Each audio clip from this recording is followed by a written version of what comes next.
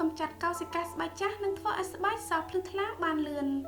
សួស្តីបងប្អូនទាំងអស់គ្នាស្វាគមន៍មកកាន់ Channel មុំសៀថ្ងៃនេះខ្ញុំនឹងបង្ហាញបងប្អូនពីវិធីធ្វើឲ្យស្បែកសភ្លឺរលោងនិងបំបត្តិក្លិនក្លៀកនិងធ្វើឲ្យក្លៀកសតាមបែបធម្មជាតិដោយប្រើរូបមន្តនៅផ្ទះ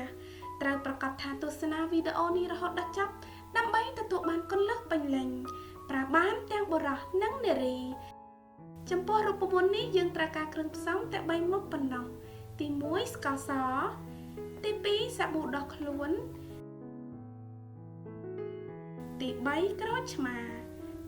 ឥឡូវនេះសូមទៅមើលពីរបៀបធ្វើទាំងអស់គ្នាជាដំបូងចាក់ទឹកបន្តិចទៅលើស្បែកបន្ទាប់មកចាក់សាប៊ូរួចហើយម៉ាស្សាថ្នម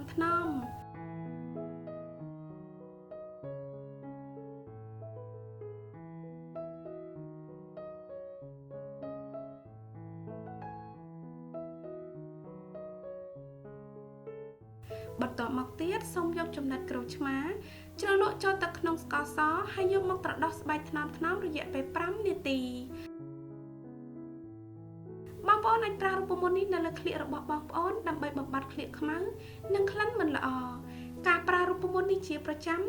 នឹងជួយជម្រះក្អែលឬកោសិកាចាស់ដែលតាំងជាប់នៅលើស្បែកចេញទាំងអស់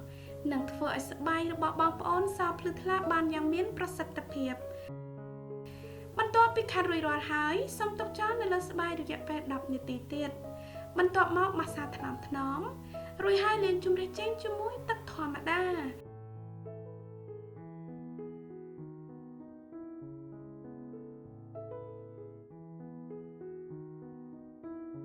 កុំភ្លេចលាបឡេដែលបងប្អូនប្រើជាប្រចាំសម្រាប់លទ្ធផលកាន់តែប្រសើរ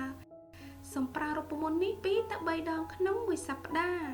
ដោយដែលបងប្អូនបានឃើញដៃរបស់ខ្ញុំមើលទៅសភ្លឺថ្លានិងភ្លឺរលោងតាំងពីការប្រើប្រាស់លើកដំបូងសង្ឃឹមថាបងប្អូនចូលចិត្តវីដេអូនេះប្រសិនបើមានសំណួរឬយោបល់សូមសរសេរ comment ខាងក្រោមសូមជួយចុច like និងចុច subscribe YouTube Channel និង Facebook Page របស់នាងខ្ញុំផងណា